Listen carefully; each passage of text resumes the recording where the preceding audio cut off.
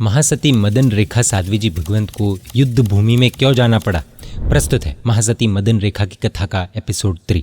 आप देख रहे हैं जीन मीडिया, बने रहिए इस वीडियो के अंत तक। महासती मदन रेखा ने जिस बालक को जंगल में जन्म दिया था वह मिथिला के राजा पद्मरथ को मिला था। ये हमने एपिसोड 2 में देखा था। राजा ने उसे अपने बेटे जैसा प्यार दिया और उसकी परवरिश करने लगा। उस बालक के पुण्य प्रभाव के कारण सब दुश्मन राजा भी पद्मरथ के सामने सर झुकाने लगे। राजा ने उस बच्चे का नाम नमी कुमार रखा। धीरे धीरे नमी कुमार बड़ा हुआ और जवानी में पहुंचते पहुंचते वह शस्त्र और शास्त्र दोनों में एक्सपर्ट बन गया।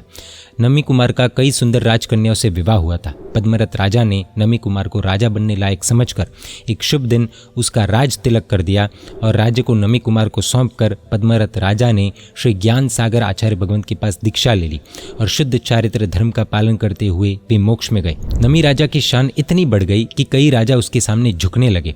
उधर जब लोगों को पता चला कि युग बाहु की हत्या हो गई और मणिरथ सांप के काटने से मर गया तो अगले दिन दोनों भाइयों की अंतिम यात्रा निकाली गई।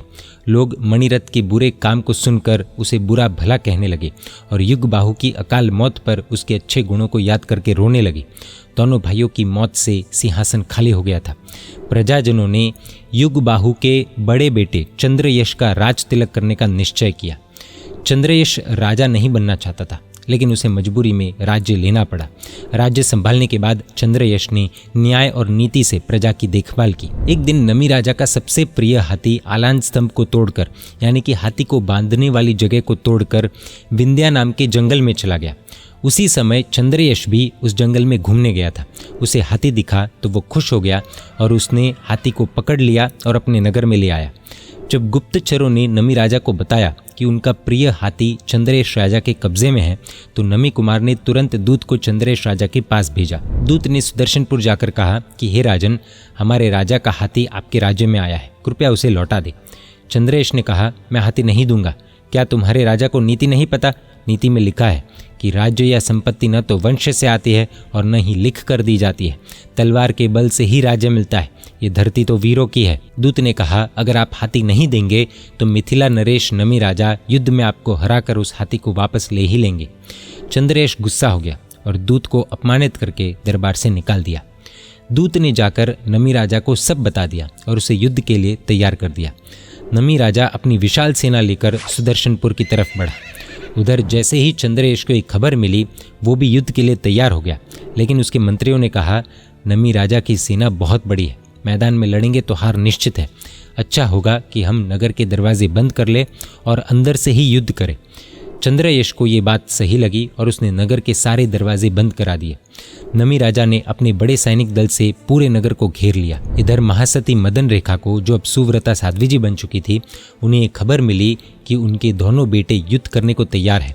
वे सोचने लगी, अहो, इस नश्वर संसार को धिक्कार है। 2 सगे भाई आपस में युद्ध करेंगे, इसमें लाखों लोग मर जाएंगे और नरक में जाएंगे। मुझे इस युद्ध को रोकना ही चाहिए। मदन रेखा साध्वी जी ने अपनी गुरु माँ से अनुमति ली और युद्ध भूमि की ओर जाने लगी। जब साध्वी जी भगवंत युद्ध भूमि में पहुंची तो सब लोग उन्हें देखकर हैरान रह गए। वो पहले नमी राजा के पास गई। नमी राजा ने उन्हें वंदन किया और मदन रेखा साध्वी जी ने नमी राजा को समझाते हुए कहा, इस अनंत संसार में 4 चीज़ें बहुत मुश्किल से मिलती है और वो है मनुष्य जन्म, जिनवाणी यानी कि तीर्थंकर परमात्मा की वाणी सुनना, धर्म में श्रद्धा और धर्म का पालन, ये 4 चीज़ें। इसलिए मनुष्य जन्म जैसे दुर्लभ और कीमती चीज़ को एक हाथी के लिए युद्ध में नष्ट मत करो। राज्य के लालच में लोग नरक में चले जाते हैं और अपने ही बड़े भाई से युद्ध करना ठीक नहीं है।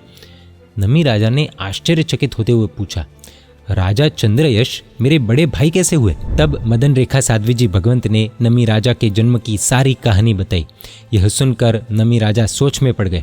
उन्होंने पद्मरथ राजा की पत्नी यानी कि अपनी माँ पुष्पमाला से पूछा कि माँ, सच बताओ, मैं किसका बेटा हूँ?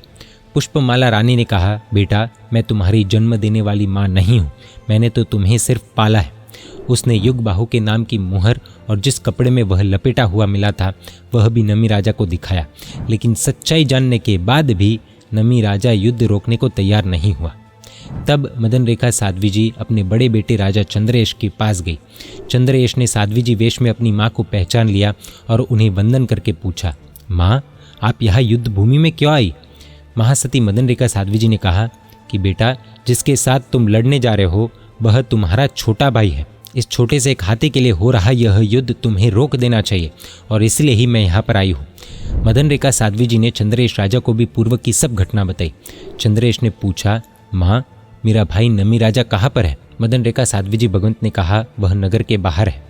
उस समय संसार की भयानकता को जानकर चंद्रेश राजा के मन में वैराग्य आ गया और उसने अपने हथियार छोड़ दिए और भाई से मिलने के लिए नगर के बाहर आया।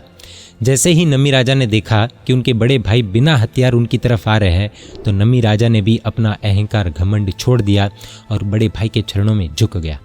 दोनों का आपस में प्रेम भरा मिलन हुआ। चंद्रेश राजा ने कहा, आओ भाई, अब मेरे साथ नगर में चलो। दोनों भाइयों का नगर में भव्य स्वागत हुआ। फिर चंद्रेश राजा ने कहा, पिताजी के मरने के बाद कोई राज्य को संभालने वाला नहीं था, इसलिए मैंने यह राज्य संभाला। मुझे पता नहीं था कि तुम मेरे भाई हो। अब माँ ने यह बात बताई है। मैं राज्य का भार छोड़कर प्रभु महावीर के बताए मार्ग पर चलने के लिए दीक्षा लेना चाहता हूँ। तुम इस राज्य को संभालो। यह सुनकर नमी राजा ने कहा, भैया मुझे भी राज्य नहीं चाहिए, मैं भी दीक्षा ही लेना चाहता हूँ। चंद्रेश राजा ने कहा, लेकिन किसी को तो राज्य की जिम्मेदारी लेनी होगी, इसलिए यही ठीक होगा कि बड़ा भाई राज्य छोड़कर दीक्षा ले और छोटा भाई राज्य संभाले। चंद्रेश राजा के समझाने पर नमी राजा ने राज्य संभालने के लिए हाँ कर दी। चंद्रेश ने राज्य नमी राजा को सौंप दिया और दीक्षा लेकर अपने गुरु के चरणों में खुद का जीवन समर्पित कर दिया। मदन रेखा साध्वी जी भगवंत ने भी सच्चे संयम धर्म का पालन करते हुए सारे कर्मों का नाश किया और मोक्ष को प्राप्त किया। यहाँ पर महासती मदन रेखा की कथा पूरी होती है, लेकिन सीखने जैसा बहुत कुछ है। लर्निंग नंबर 1, युग के युग बदल जाते हैं, लेकिन हम मानवों की बुद्धि वैसी की वैसी ही रहती है। उस समय हाथी को लेकर युद्ध होने वाला था। आज भाई भाई के बीच प्रॉपर्टी को लेकर कोर्ट में केसेस चल रहे हैं।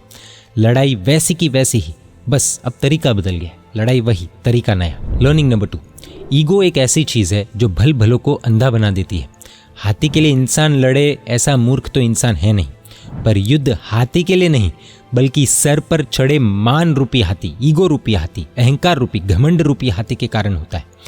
मुझे उसने ना कैसे कहा, मेरी बात क्यों नहीं मानी? ये मान हाथी बहुत ही डेंजरस है।